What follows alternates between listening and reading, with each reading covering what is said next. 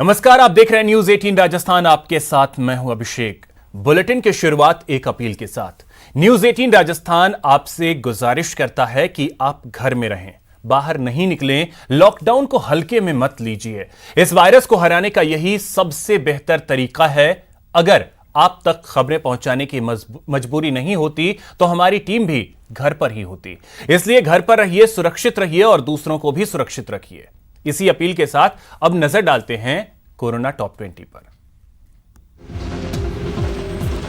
देश भर में कोरोना मरीजों का आंकड़ा बढ़ता जा रहा है। अब तक 560 कंफर्म केस मिले हैं, 46 लोग ठीक हो चुके हैं, 11 लोगों की मौत हुई है। कोरोना से तमिलनाडु में पहली मौत हुई। मदुरई के रहने वाले 54 साल के एक शख्स की कोरोना की वजह से मौत हो गई। 23 मार्च को कोरोना से संक्रमित मिला था। कोरोना के चलते सबसे बड़ा लॉकडाउन भारत में है। दुनिया भर के 230 करोड़ से ज्यादा लोग घरों में हैं। इनमें करीब 130 करोड़ भारतीय हैं।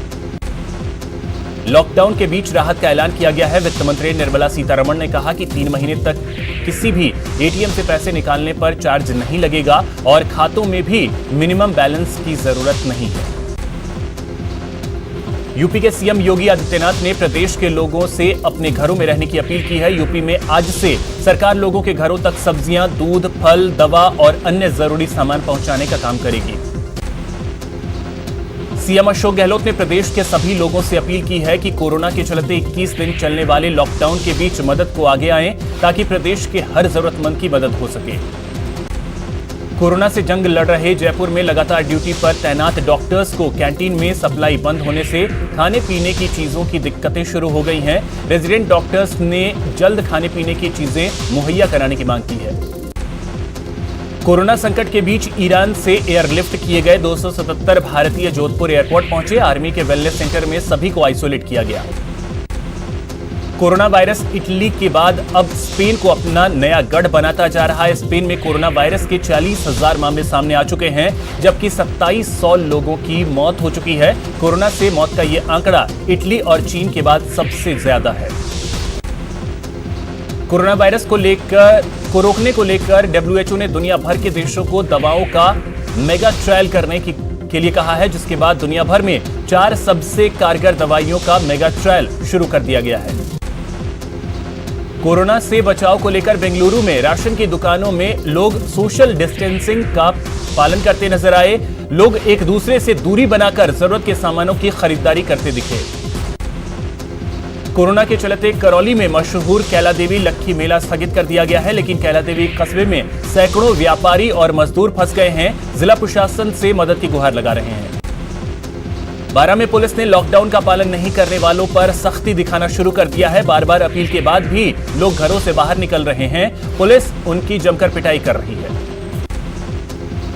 कोरोना से बचाव को लेकर कोटा के रेतवाली वार्ड 1 में स्वयंभू शिव सेवा समिति की ओर से घर घर जाकर दवा का छिड़काव किया गया। वार्ड के मंदिरों और मस्जिदों को भी सैनिटाइज किया गया। श्रीगंगानगर में पड़ोसी राज्य पंजाब से सटी सीमाओं को पूरी तरह सील कर दिया गया है। बिना अनुमति के वाहनों की आवाजाही पर पूरी तरीके से रोक लगा दी गई है। अलवर के बानसूर में कोरोना को लेकर सोशल मीडिया पर अफवाह फैलाने वाले एक युवक को पुलिस ने गिरफ्तार कर लिया। फिलहाल पुलिस युवक का मोबाइल जब्त कर पूछताछ कर रही है। कोरोना संकट के बीच जागरूकता के अभाव में काफी लोग मस्जिदों में नमाज पढ़ रहे हैं और धारा 144 और लॉकडाउन की घोषणा का पालन नहीं कर रहे। भरतपुर के कामा कस्बे में लोग लॉकडाउन का पालन नहीं कर रहे हैं। लोग बेवजह बाजारों में घूमते नजर आए और अपनी जान तो जोखिम में डाल ही रहे हैं, साथ ही समाज के दुश्मन बने हुए हैं। कोटा में लॉकडाउन के दौरान हॉस्टल एसोसिएशन और कई संस्था की ओर से स्टूडेंट्स और जरूरतमंदों को भोजन के पैकेट बांटे जा रहे हैं, जबकि रेलवे स्टेशन पर फंसे 400 यात्रियों को भीमगंज मंडी व्यापार संघ की ओर से भोजन मुहैया कराया जा रहा है। कोरोना के खिलाफ लड़ाई में रिलायंस भी पूरी मदद कर रहा है। मुंबई में सर HN रिलायंस फाउंडेशन ने BMC के सहयोग से भारत का पहला सिर्फ कोरोना की जांच करने वाला हॉस्पिटल बनाया है। सिर्फ 2 हफ्ते में 100 बेड का यह हॉस्पिटल 7 हिल्स में बनाया गया है। इस हॉस्पिटल को बनाने की पूरी फंडिंग रिलायंस फाउंडेशन ने की है। नेटवर्क 18 की मुहिम इंडिया गिव्स का हिस्सा बने। प्रधानमंत्री राहत कोष में दान कर कोरोना प्रभावितों को राहत दें। इससे दिहाड़ी मजदूरों को मदद मिलेगी। दान देने वालों को आयकर के नियम के तहत छूट मिलेगी।